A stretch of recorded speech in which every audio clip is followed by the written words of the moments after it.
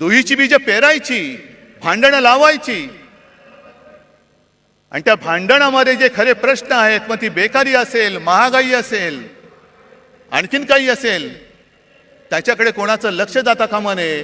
तुमच्या चुली पेटवण्यापेक्षा तुमची घरदारं आम्ही पेटवतो आणि पुन्हा तुमचे रक्षण करते म्हणून तुमच्या पेटत्या घरांच्या होळीवर आम्ही आमची पोळी भाजतो.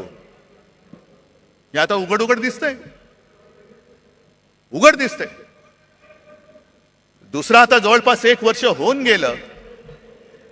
आपण सुप्रीम कोर्टात गेलेलो आहोत अपात्रतेच्या निर्णयासाठी. केस तारखेवरती तारीख, तारखेवरती तारीख. काय करायचं तेच कळत नाही. कारण सर्वोच्च न्यायालय प्रत्येक वेळेला कानफट फोडतं यांचं लवादाचं, पण निर्लज्जम सरासुखी कानफट फोडलं तरी गाल सोडत सांगतात की आम्ही आमचं टाइम टेबल सादर करू. ठीक आहे, तुम्ही तुमचं टाइम टेबल द्यायचं तेव्हा द्या, पण एक लक्षात घ्या, मी कोणाचाही अपमान करू इच्छित नाही. न्यायाधीश न्यायमूर्तींचा तर करूच शकत नाही. पण ज्या पद्धतीने हे सगळं चाललेलं आहे ते बघितल्यानंतर एक विनोद नक्की माझ्या लक्षात येतो. आणि तो विनोद म्हणजे असा आहे की एकदा भरल्या कोर्टात न्यायमूर्ती बसलेले असतात आणि केस चालू असतात. कोणाला तारीख दे, कोणाचा निर्णय दे, कोणाचं हिअरिंग घे. आणि मग त्या सोबत कोण असतो त्याला विचारतात, चल पुढची केस कोणती आहे? मग तो सांगतो, साहेब एका 20 वर्षाच्या मुलीची छेड काढलेल्याची ही केस आहे. आता मुलीची छेड काढले म्हटल्यानंतर कोणी चिडणार? बोलवा त्याला, आणा समोर. आणि त्या आरोपीच्या पिंजऱ्यात एक आजोबा काठी टेकत टेकत टेकत येतात. ते न्यायाधीशांचं डोकं आणखीन फिरतं. तुला तुम्हाला लाज नाही वाटत? आजोबा झालात, काठी टेकत चालता आणि 20 वर्षाच्या मुलीची छेड काढता, शरम नाही वाटत? त्या आजोबा शांतपणाने न्यायाधीशाकडे बघतात आणि सांगतात, न्यायाधीश महाराज, जेव्हा ही घटना घडली तेव्हा मी सुद्धा 20च वर्षाचा होतो. काय कळलं? म्हणजे 20 वर्षाच्या असताना ती घटना घडली, आता ते आजोबा झाले, जिची छेड काढली होती ती सुद्धा आजी झाली, पण केस चालू आहे, केस चालू आहे, केस नाही थांबणार, तारीख पे तारीख, तारीख पे तारीख. आता माझं स्पष्ट म्हणणं असं आहे, ठीक आहे, तुम्ही आम्ही केलेल्या अपात्रतेचा निर्णय जेव्हा लावायचा तेव्हा लावा, 20 वर्षानंतर लावा, 50 वर्षानंतर लावा. पण आज संपूर्ण देश बघतोय, संपूर्ण जग बघतोय, तो केवळ अपात्रतेच्या निर्णयाकडे बघत नाहीये, तर या आपल्या हिंदुस्थानामध्ये, या आपल्या भारतामध्ये सर्वोच्च न्यायालय म्हणून जे काही आहे त्याला हा लवाद जुमानत नसेल तर सर्वोच्च न्यायालयाचं अस्तित्व राहणार आहे की नाही? या देशात डॉक्टर बाबासाहेब आंबेडकरांनी घटना तिचं अस्तित्व शिल्लक राहणार आहे की नाही? आणि सगळ्यात महत्वाचं म्हणजे अनेक क्रांतिकारकांनी आणि अनेक योद्ध्यांनी रक्त सांडून, बलिदान देऊन, त्याग करून जी आपली भारत माता स्वतंत्र केली, त्या भारत मातेची लोकशाही ही टिकणार आहे की नाही ह्याच्याकडे आमचं लक्ष आहे. बघूया आता 30 तारखेला काय होतंय. नुसता अपात्र कोणाला ठरवणार? आधी जनतेने ठरवूनच टाकलेलं आहे. माझं तर म्हणणं असं आहे की केसचा निकाल लागण्याच्या निवडणुका घेऊन दाखवा, जनता जनार्दन ठरवेल ते पात्र आहेत का अपात्र आहेत. होऊन जाऊ दे खुल्या मैदानात. पण सर्वोच्च न्यायालयाकडनं आम्हाला नक्की अपेक्षा आहे. मध्ये आपले माननीय पंतप्रधान मोदी जे बोलले, घराणेशाही घराणेशाही, होय मी घराणेशाहीचा पाईक आहे, कारण मला माझ्या घराण्याचा अभिमान आहे, मला माझ्या आई वडिलांचा अभिमान आहे, आजोबांचा अभिमान आहे आणि सर्व पूर्वजांचा अभिमान आहे. जो कुटुंब व्यवस्था मानत नाही त्यांनी दुसऱ्याच्या घराण्याबद्दल बोलू नये. पहिले कुटुंब व्यवस्था मान आणि मग हिंदुत्वाचं बोल. कारण कुटुंब व्यवस्था हा हिंदू संस्कृतीचा एक पाया आहे. तोच जर तुम्हाला मान्य नसेल तर तुम्ही आमच्यावरती बोलणारे कोण आहात? तुम्हाला काही अधिकार नाहीये. ज्याप्रमाणे मी कोरोनाच्या काळामध्ये माझे कुटुंब, माझी जबाबदारी, सर्व महाराष्ट्र मी माझं कुटुंब मानून माझ्या परीने मी काम केलं, म्हणून मला अभिमान आहे की कोणाच्याही नशिबात नाही, ते एक नातं कुटुंब प्रमुख म्हणून मला महाराष्ट्राच्या जनमानसामध्ये स्थान मिळालं. मला अभिमान आहे त्याचा.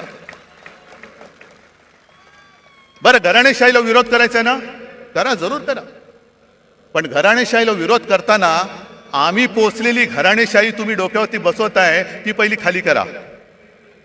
बाप मंत्री, मुलगा आमदार, मुलगा खासदार, हे सगळे जे काय चाललंय ते पहिलं करा. असं काही नाही की सगळीच घराणी काही चांगली असतात, सगळीच घराणी काही वाईट असतात. घराण्याची सुद्धा एक परंपरा असते, घराण्याचे संस्कार असतात. कोण कोणत्या घराण्यातल्या त्याच्याप्रमाणे त्याची ओळख ठरते. ज्याप्रमाणे जर तुम्ही घराणेशाही बघायला गेला, डॉक्टरचा मुलगा डॉक्टर होतो, आम्ही सुद्धा घराणेशाही, घराण्याची परंपरा जपणारे आहोत. त्याचप्रमाणे आणखीन एक घराणेशाही नाही पण घराण्याची परंपरा मी आवर्जून सांगेन, ती म्हणजे आपले सर्वोच्च न्यायालयाचे सरन्यायाधीश चंद्रचूड साहेब. स्वतःच्या कर्तृत्वाने बसलेत, पण त्यांचे वडील सुद्धा सरन्यायाधीश होते आणि कडक होते, कणखर होते. शेवटी इतिहासामध्ये आपली नोंद काय होणार आहे हे प्रत्येकाने खबरदारी घ्यायची. कोणासमोरही न झुकणारा म्हणून माझी नोंद व्हायला पाहिजे की सत्ताधाऱ्यांचे बूट चाटणारा, हे प्रत्येकाने ठरवायचंय. मग जशी घराणेशाहीची परंपरा आहे तशीच काही नावं अशी आहेत ज्यांच्या घराण्याचा आतापताच माहिती नाहीये, पण तरी सत्ताधीश झाले. फरक बघाय तुम्ही. हिटलरचे वडील माहिती आहेत कोणाला? हिटलर काय घराणेशाहीतला होता? सद्दाम हुसेन काय घराणेशाहीतला होता? पुतीन काय घराणेशाहीतला आहे? गदाफी काय घराणेशाहीचा आहे? मुसोलिनी, स्टालिन, कोणाची घराणी माहिती आहेत? पण हाही धोका विसरू नका की ज्याचा काही आगापिछा नाही, त्याच्या हातामध्ये जर का देश दिला तर काय होऊ शकतं त्याचं अत्यंत वाईट उदाहरण हे जर्मनी आहे. हे जर्मनी आहे. असाच उदय झाला, लोक पागल झाली, अंधभक्त झाली आणि आज त्याने जे काय बहुमत मिळाले हे बहुमत तर काहीच नाही. जवळपास 95, 97, 98% त्यावेळेला हिटलरला बहुमत मिळालं होतं विकासाच्याच नावावर. काय केलं त्यांनी?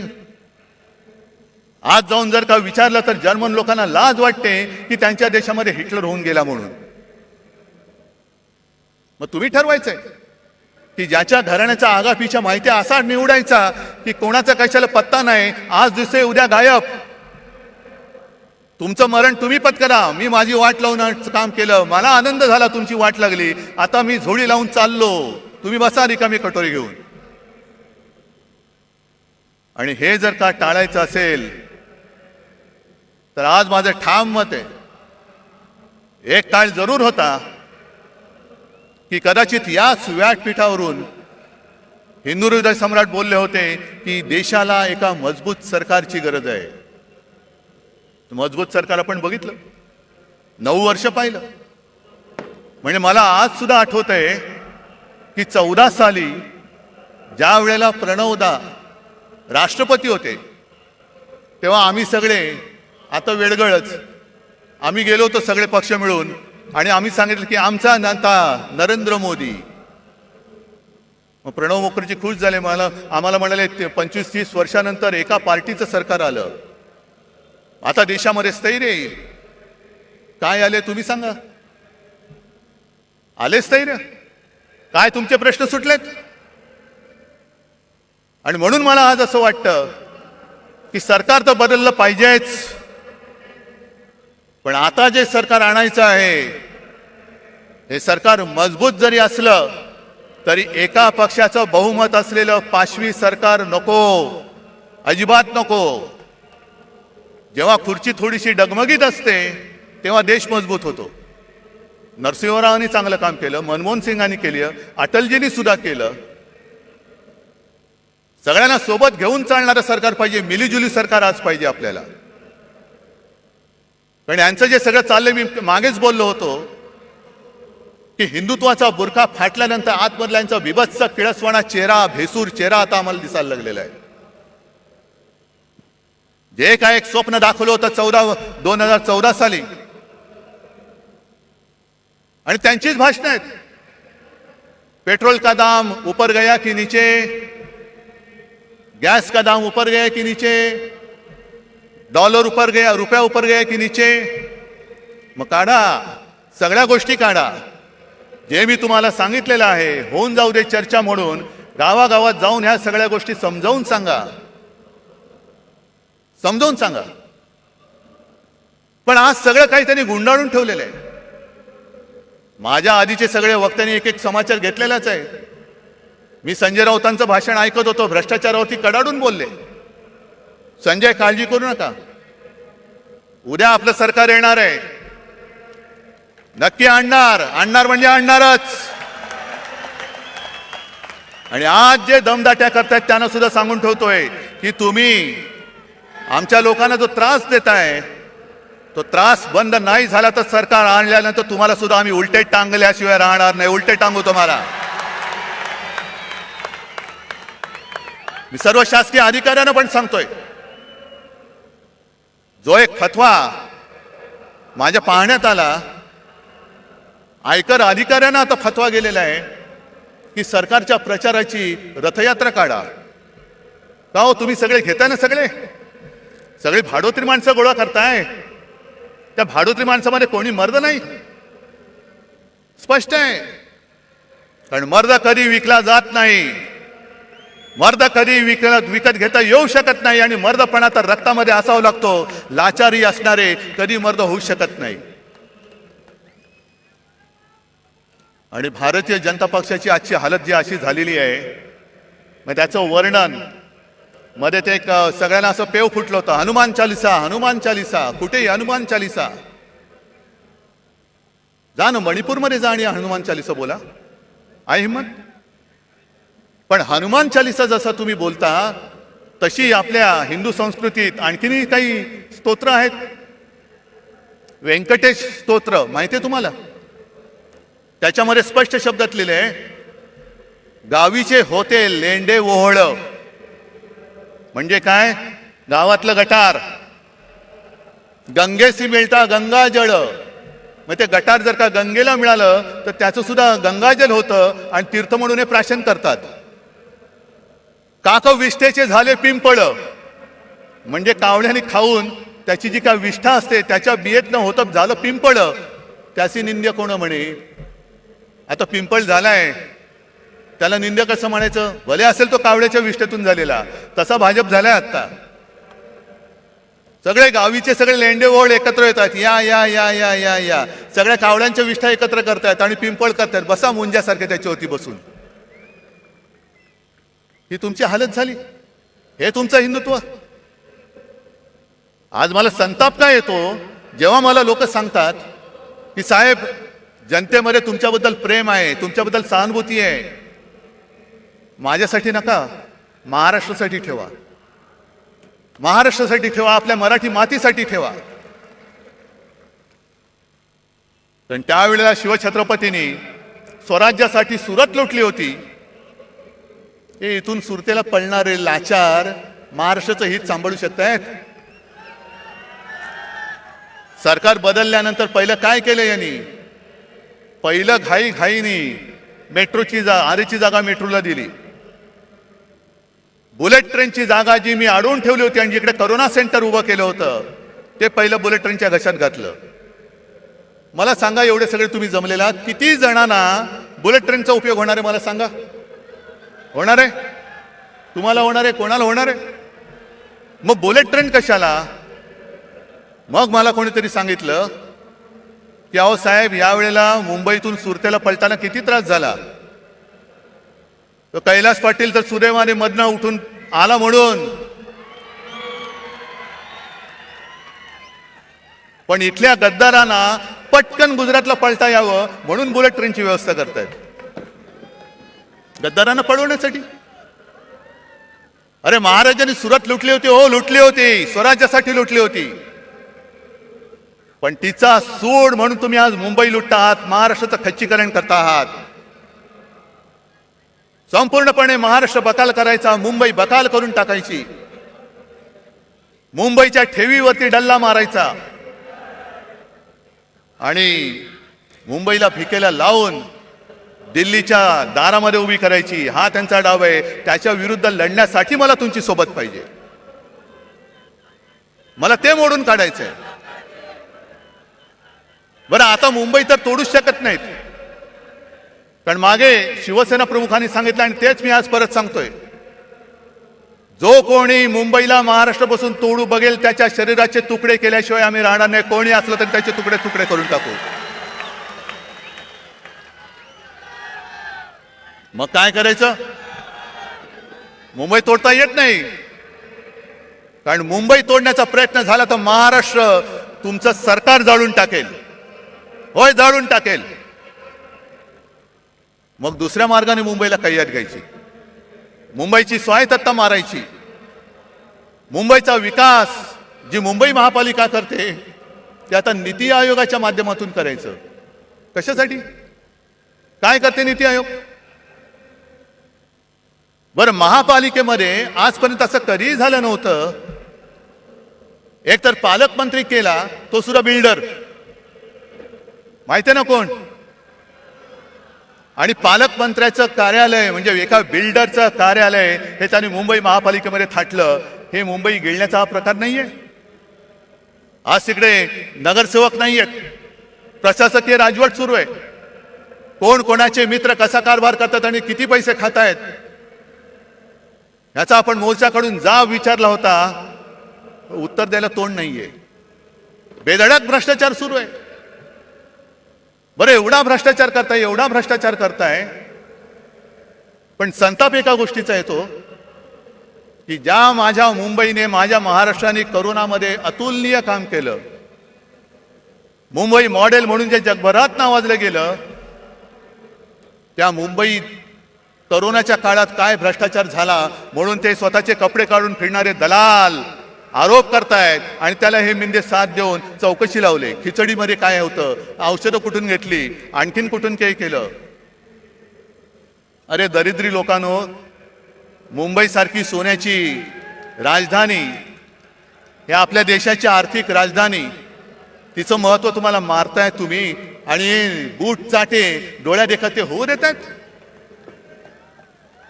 मुंबई माझ्या देशाची, भारत मातेची आर्थिक राजधानी होती का आहे हे आता समजत नाही. कारण सगळे चांगले केंद्र, सगळे उद्योगधंदे हे गुजरातमध्ये नेले, मुंबईच्या बाहेर नेले, महाराष्ट्राच्या बाहेर नेले, काही दिल्लीला नेले. फिल्म सिटी आता उत्तर प्रदेशमध्ये नेतात, जरूर न्या. पण जे मुंबईच्या हक्काचं आहे ते ओरबाडून तुम्ही नेत असाल तर तुम्हाला याच मुंबईत गाडून टाकल्याशिवाय राहणार नाही आम्ही. आणि कसला घोटाळा? कोरोना काळाच्या घोटाळ्याचं जर चौकशी करायची असेल तर मुंबईची जरूर करा, सगळ्या महापालिकांची करा, ठाणेची करा, पुणेची, पिंपरी चिंचवड, नागपूरची सुद्धा करा. जे नागपूर आमच्या उपमुख्यमंत्र्यांनी बुडवून दाखवलं त्याची चौकशी करा. आणि मी तर म्हणतो, हिम्मत असेल तर पीएम केअर फंडापासून संपूर्ण काश्मीर, कन्याकुमारी पर्यंत सर्व राज्यांची चौकशी करा, होऊन जाऊ दे. कशी मुंबईने आरोग्य व्यवस्था उभारली, महाराष्ट्राने आरोग्य व्यवस्था उभारली, आणि कसं तुम्ही त्या गंगेमध्ये प्रेत सोडत होतात, कशी गुजरातमध्ये सार्वजनिक चिता पेटल्या होत्या. आणि त्याच बरोबरीने केंद्र सरकारने भाजप शासित राज्यांमध्ये किती औषधे दिली, किती ऑक्सिजन दिला, किती व्हेंटिलेटर्स दिले. आणि विरोधी पक्षांकडे असलेल्या सरकारकडे अधिकृत नाही, अनधिकृत टेबलाखालनं किती दिले त्याचाही घोटाळ्याची तपास करा. पण आम्ही मुंबई वाचवली, आम्ही महाराष्ट्र वाचवला, त्याचं कौतुक नाहीये. पण मुंबईला बदनाम करून टाकायचं जे षडयंत्र म्हणतो ते हेच, की मुंबईला संपवून टाकायला, मुंबईला बकाल करून टाकायची, मुंबई म्हणजे भ्रष्टाचार खाणारे हेच. आणि आमच्या अंगावरती येत आहे. अरे शेण तुम्ही खाताय, आमचं तोंड कशाला हुंगाला येत आहे? पहिले स्वतःच्या तोंडाचा वास घ्या, हिंमत असेल तर. एक सुद्धा कोणी मायेचा पूत पीएम केअर फंडाचा घोटाळा बाहेर काढा. त्याचा घोटाळा म्हणण्यापेक्षा त्याचा हिशोब घ्या ना. एकट्या टाटाने मला असं वाटतं 1,500 कोटीचा चेक त्या पीएम केअर फंडाला दिला होता. इथले सुद्धा जे भाजपचे लोक होते त्यांनी सुद्धा मुख्यमंत्री निधीला पैसे नव्हते दिले, पंतप्रधान निधीला पैसे दिले होते. हा एवढा तुम्ही भेदभाव करून सुद्धा तुम्ही त्याचा तो पैसा हा जनतेचा पैसा, त्याचा हिशोब जनतेला द्यायला नको. आणि आज संपूर्णपणे जो कारभार सुरू आहे, आरोग्य यंत्रणेचे कसे काय 3-13 वाजलेत बघा. मला या बोंबलणाऱ्याने एकच सांगायचंय की तुमचे नेते दिल्लीतनं संपूर्ण देशाला रिकाम्या थाळ्या बडवायला सांगत होते आणि गो करून बोंबलायला लावत होते ना. त्यावेळेला आमच्या सरकारने गोरगरिबांना 5 रुपयात रिकामी नाही भरलेली थाळी शिवभोजन म्हणून दिली. याला म्हणतात सरकार. हे आमचं हिंदुत्व आहे. हा आमच्या आणि तुमच्या हिंदुत्वातला फरक आहे. तुम्ही रिकाम्या थाळ्या बडवणारं तुमचं हिंदुत्व आहे आणि गोरगरिबाला पोट भरून जेवण देणारं आमचं शिवभोजन हे आमचं हिंदुत्व आहे. ज्या वेळेला तुम्ही रस्त्यावरती उतरला होता आणि तुमचे ते महामहिम काळी टोपी मला पत्र दिलं होतं, पत्रमध्ये छान लिहिलं होतं. माझ्याकडे काही लोक आली होती आणि त्या लोकांनी मंदिरं उघडण्यासाठी विनंती केली. मला कळत नाही तुम्हाला असे ईश्वरी काही संकेत येतात का की तुम्ही मंदिरं बंद ठेवलेत. किती विक्षिप्त बिंडूक माणसं असतात. आपल्याला बरेचदा कळत नाही टोपी खाली दडलंय काय. पण जेव्हा तुम्ही मंदिरं उघडायला सांगत होता तेव्हा आम्ही गावागावात खेड्यापाड्यात आरोग्य मंदिरं उघडत होतो. हे आमचं हिंदुत्व आहे.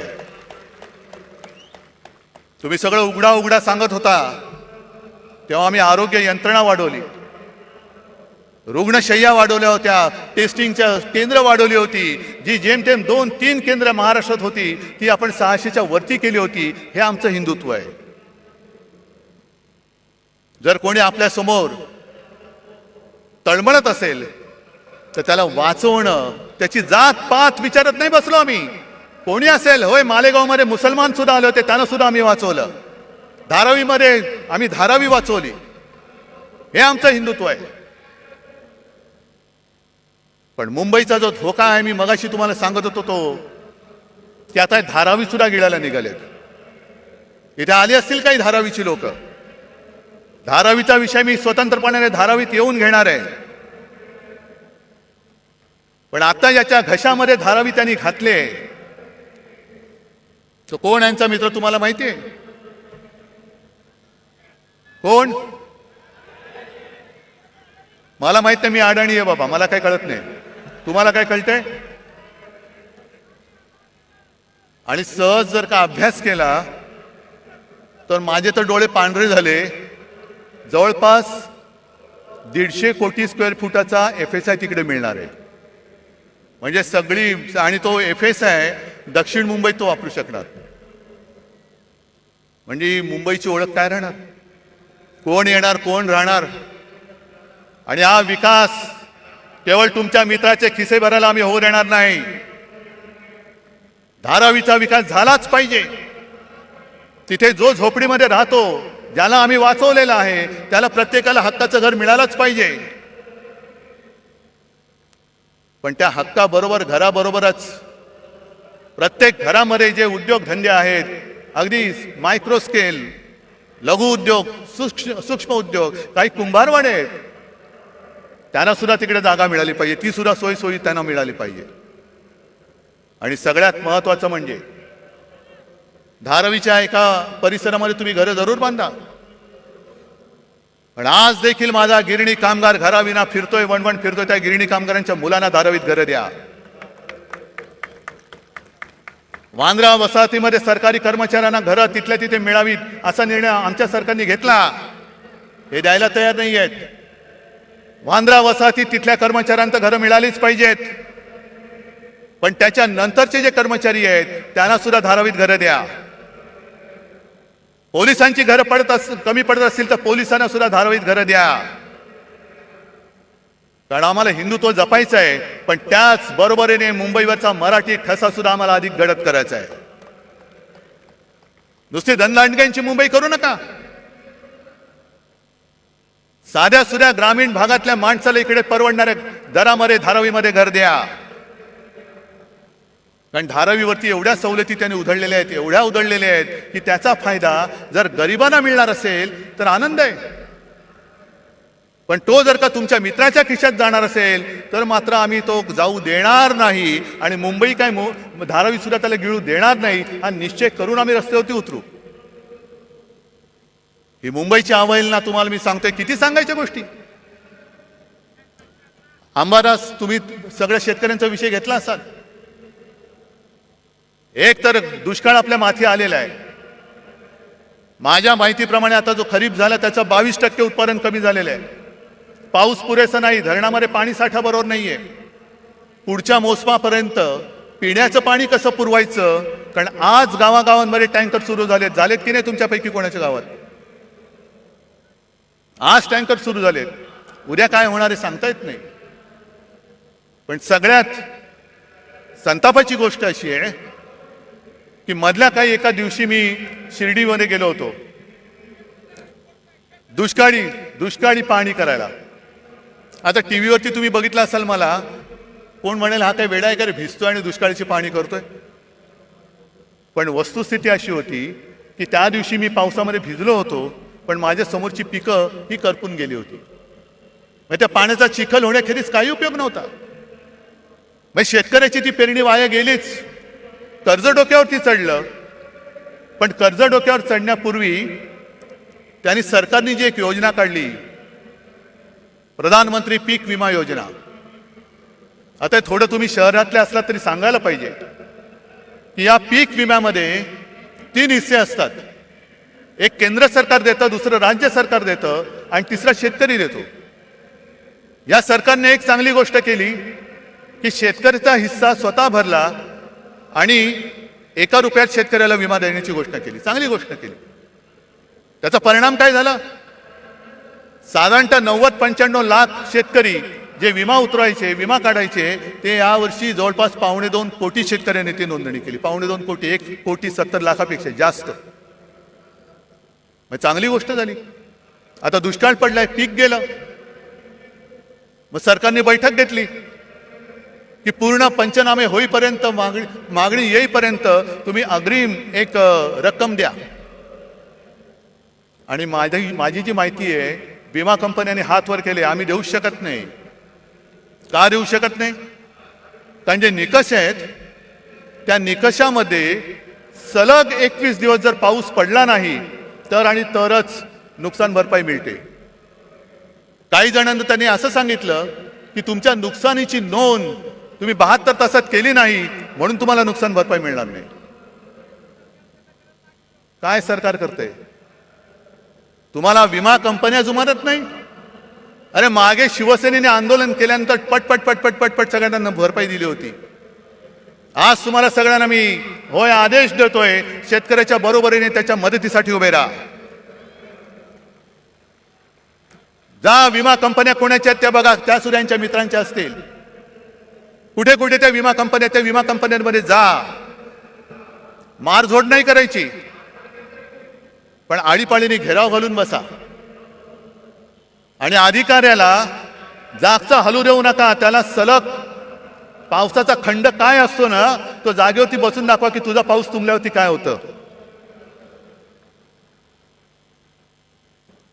शेतकरी वाऱ्यावरती पडलाय. आरक्षणासाठी समाज रस्त्यावरती आलेले आहेत आणि हे म्हणे बाळासाहेबांचे विचार घेऊन पुढे चाललेले आहेत. बाळासाहेबांचे विचार काय होते? मरे आम्ही एक विरोधी पक्षाची आघाडी केली, तिचं नाव इंडिया ठेवलं. त्याच्यावरती मोदी लगेच त्यांनी तुलना केली की इंडियन मुजाहिद्दीन आहेत. किती दुर्दैव आहे. देशाला असा विचार करणारा पंतप्रधान मिळू शकतो? जे देशप्रेमी आम्ही देश वाचवण्यासाठी एकत्र आलो, तर आमची तुलना तुम्ही इंडियन मुजाहिद्दीन बरोबर केली. पण जे शिवसेना प्रमुख सांगत होते की जोपर्यंत हे पाकडे माझ्या देशात घुसखोरी करायचं थांबवत नाही तोपर्यंत मी माझ्या भूमीवरती हिंदुस्थान पाकिस्तान क्रिकेट होऊ देणार नाही. आज त्या अहमदाबादमध्ये नरेंद्र मोदी स्टेडियममध्ये त्यांचं स्वागत काय झालं? गरबा काय खेळला, फुलं काय टाकली, सगळा आनंदी आनंद, शेव फाफडा बिपडा असा वाटला की पाकिस्तानच्या खेळाडूंना वाटलं एक क्षणभर की आम्ही भारतात नाही, आम्ही भाजपात आलो की काय, आम्ही भाजपात आलो की काय.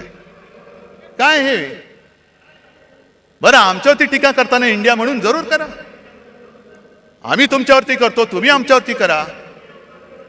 पण तुम्ही आमची तुलना देशद्रोह्यांशी करणार असाल आणि स्वतः देशांच्या शत्रूंबरोबर क्रिकेट खेळणार असाल तर आमच्यापेक्षा जास्त देशद्रोही तुम्ही आहात. आज सुद्धा तो कुलभूषण जाधव तुरुंगामध्ये पाकिस्तानच्या तुरुंगात चढतोय. कोणाला आठवण आहे? 4 दिवसापूर्वी सीमेवरती पाकिस्तानच्या सैन्याने गोळीबार केला, शस्त्रसंधी मोडली आणि 2 जवान आपले घायाळ झाले. खेळा, क्रिकेट खेळा. तिकडे अग्निवीर सीमेवरती गेला, वाऱ्यावरती सोडला. आज मराठा आंदोलनामध्ये आत्महत्या होत आहेत, वाऱ्यावरती सोडतायत. मला आज सगळ्यांना एक आवाहन करायचंय, शेतकऱ्यांना करायचंय, मराठ्यांना करायचंय, ओबीसीना करायचंय, धनगरांना करायचंय, सगळे जे या त्यांच्या न्याय हक्कापासून वंचित आहे त्यांना मी हात जोडून नम्र विनंती करतो की बाबांनो, आत्महत्या करू नका. कारण उद्या तर आपला हा लढा आपल्याला लढावाच लागेल, जिंकावाच लागेल. आरक्षण नक्की मिळेल, पण तेव्हा जर का तुम्ही नसला तर तुमच्या कुटुंबाचं रक्षण कोण करणार हा विचार करा. आणि तुमचा सोन्यासारखा जीव यांच्या नादान सरकारपायी असा देऊ नका. आणि हा सगळा भोंगळ कारभार बघितल्यानंतर कुठे औषधं नाहीत, औषधी खरेदी नाही, काही नाही. सरकारी रुग्णालयात रुग्ण मरतायत. आता कोणतरी बोललं खेकडे धरणं फोडतायत. आणि एक खेकडे राज्याचे आरोग्यमंत्री हे काय करणार? म्हणजे मध्ये मी जी काय बातमी वाचली, आता टेंडर शिवाय औषध खरेदी करणार आणि तुम्ही आमच्या औषध खरेदीची चौकशी करणार. वा, म्हणजे हे खेकडा मंत्री असे आहेत की हाफकिन नावाची संस्था हे त्यांना माहिती नाहीये. कोण आहे तो हाफकिन? बोलून घ्या त्याला. कशाला? काय दलाली खायचे? पण असे सगळे नादान आणि ओंगळ अनागोंदी कारभार बघितल्यानंतर मला या गद्दारांचं काही कोड कौतुक नाहीये. ते त्यांच्या कर्माने जाणार आहेत. कपाळावरती आयुष्यभर पुढच्या सगळ्या पिढ्यांमध्ये गद्दार म्हणून एक शिक्का कायमचा लागलेला आहे. तो किती घासू म्हटलं, कोणताही साबण लावा, तो पुसला जाणार नाहीये. आणि म्हणून तुम्हाला सगळ्यांना एकच विनंती करतो, कारण आपण छत्रपती शिवाजी महाराजांची मावळे झालो तरी खूप झालं. पण एका गोष्टीमध्ये आपण नशीबवान आहोत की तो मोगली वरवंटा तोडून मोडून टाकणारं ते शिवतेज आपल्या महाराष्ट्राच्या मातीमध्ये जन्माला आलं. त्या मातीत आपला जन्म झालेला आहे, हे लक्षात ठेवा. त्याचा भुसा तुम्ही पाडा, पण छत्रपतींच्या भगव्याशी गद्दारी करणारा महाराष्ट्रामध्ये शिल्लक ठेवायचा नाही. आणि आमचं हिंदुत्व हे राष्ट्रीयत्व आहे. आमचं हिंदुत्व हे राष्ट्रीयत्व आहे. जो कोणी या देशासाठी मरायला तयार आहे, देश वाचवायला तयार आहे, तो जातीपाती धर्माने कोणी असला तरी तो आमचा आहे, आमचा हिंदू आहे. आणि कोणीही असो, जो जातपात धर्माने कोणी असला आणि देशाच्या मुळावर आलेला असला, अधिक कुरुलकर असला तरी देखील तो देशद्रोही आहे. तो देशद्रोही आहे. मला अजूनही कळलेलं नाही आहे. जरा थांबा ना. आहे, थांब.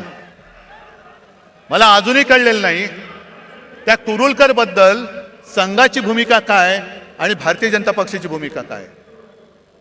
जर त्यांनी आपली गुपितं पाकिस्तानला दिली असतील तर तो मराठी असो, हिंदू असो, कोणी असला तरी त्याला फासावरती, जर गुन्हा सिद्ध झाला तर फासावर दिलं गेलं पाहिजे. कारण आमच्यासाठी, मी परत सांगतो, आमचं हिंदुत्व हे राष्ट्रीयत्व आहे. आमचं हिंदुत्व परत सांगतो, शेंडी जानवेशी आणि घंटेशी जोडलेलं नाही, ते या देशाच्या मातीशी जोडलेलं आहे. म्हणजे देश वाचला तर महाराष्ट्र वाचेल, आणि महाराष्ट्र वाचला तर देश वाचेल. आणि महाराष्ट्र वाचवणारे सगळे जवान सैनिक माझ्यासोबत बसलेले आहेत. सेनापती बापट जे बोलले होते त्याचा अर्थ आता कळतोय. माहिती आहे ना, त्यातली एक ओळ महत्वाची आहे. ज्या 4 ओळी आहेत, महाराष्ट्र मेला तरी राष्ट्र मेले. म्हणजे महाराष्ट्र खतम झाला तर राष्ट्र खतम. मराठा विना राष्ट्र गाडा न चाले. मराठा म्हणजे महाराष्ट्रातले सगळे मराठी, त्यांच्या विना राष्ट्राचा गाडा चालू शकत नाही. खरा वीर वैरी, वीर वैरी पराधीनतेचा, हे यांच्यासारखे बुटचाटे नाहीत वैरी वीर. जो पराधीन होण्याला विरोध करतो, गुलामी स्वीकारत नाही, तो खरा वीर. खरा वीर वैरी पराधीनतेचा, महाराष्ट्र आधार या भारताचा. आज संपूर्ण भारत आपल्याकडे बघतोय. अरे त्यावेळेला सुद्धा असाच अंधकार पसरला होता, घरदारं फुटत होती, देवांचे राख रांगोळ्या होत होत्या, आणि तेव्हा ही एक मशाल छत्रपती शिवाजी महाराजांची भगवा घेऊन संपूर्ण त्यांनी त्या मोगलांना टक्कर दिलेली. वाघ नख जरूर आणा, पण त्या नखाच्या मागे वाघ नसेल आणि मुनगट्टीवर असतील तर त्या वाघ नखाला काय अर्थ नाहीये. त्यावेळेला सुद्धा त्या वाघ नखाच्या मागे छत्रपती शिवाजी महाराज नावाचा वाघ होता, म्हणून त्यांनी दगाबाज अफजल खानाचा कोथळा बाहेर काढला होता. ती कोथळा काढण्याची हिंमत जर नसेल आणि आमच्या भावनेची खेळ करणार असाल तर निवडणुकीमध्ये तुमचा राजकीय कोथळा आम्ही बाहेर काढल्याशिवाय राहणार नाही. आम्ही काढू बाहेर. भावनांशी खेळ करू नका. जर खरोखर पुराव्यानिशी ती छत्रपती शिवाजी महाराजांनी अफजल खानाला मारताना वापरलेली वाघनखं असतील तर ती भाड्याने नका आणू. इतर लोकांसारखी, म्हणजे इतर लोकांसारखी म्हणजे काय, की एक पोरगा स्वतः बापाला सांगतो की बाबा बाबा मला आता शिक्षण शाळावर काही जमत नाही, मग नाही मी भाजपात जाणार, तिकीट घेणार आणि देशाची. तो बाप म्हणतो थांब जरा, तुला काय झालं, तुला काही येडलं का नाही का, तुला असं करू नको. पहिला तू शिवसेनेत जा किंवा काँग्रेसमध्ये जा, राष्ट्रवादीत जा, दुसऱ्या कोणत्याही पक्षात जा, जरा नाव कमव. नाव कमवल्यानंतर काहीतरी गडबड घोटाळा कर, मग भाजपला तुला घेतील आणि तुला मंत्री करतील. मग तुला मंत्री करतील. हे मला भारतीय जनता पक्षाच्या लोकांना सुद्धा सांगायचंय की घराणेशाहीमध्ये तुमची सुद्धा घराणी भाजप आणि संघ वाढवण्यामध्ये खच्ची झालेली आहेत. आज जर का तुमच्या घराण्याच्या त्यागाला काही किंमत मिळणार नसेल आणि नुसतं उपऱ्यांच्या सतरंज्या काढण्याचं घालण्याचं काम तुम्हाला करायचं असेल तर हाच भाजप हाच संघ तुम्हाला तरी अपेक्षित होता का. नुसतं सतरंज्या घालताय. आणि म्हणून हा भावनेशी खेळ आता बस झाला. आपल्याला आता महाराष्ट्र संपूर्ण हिंदुत्वाबरोबर मराठी माणसाची एकजूट, जे शिवसेना प्रमुखांचं पहिलं वाक्य होतं 96 कोळी 92 कोळी, मराठा मराठेतर 96 कोळी 92 कोळी, स्पृश्य अस्पृश्य कोळी आगरी, हे सगळे भेदाभेद गाडून मराठी माणसाची भक्कम एकजूट बांधा. त्या एकजुटीच्या हातामध्ये शिवरायाचा आणि हिंदुत्वाचा पवित्र भगवा आपल्याला घट्ट धरायचा आहे.